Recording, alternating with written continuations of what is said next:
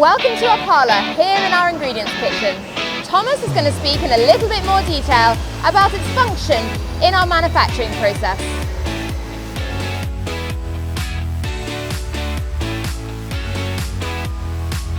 The BFCs are being filled out in extrusion.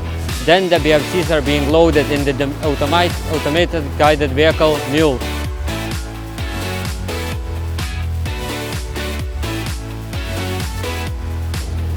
Then the BFCs are traveling all the way to the parlour, when are being unloaded and checked by weight.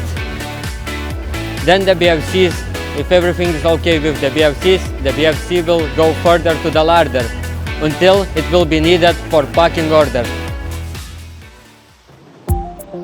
Once packing order appears on the scheduler, our parlour operative are requesting the BFCs out to the automated tippers.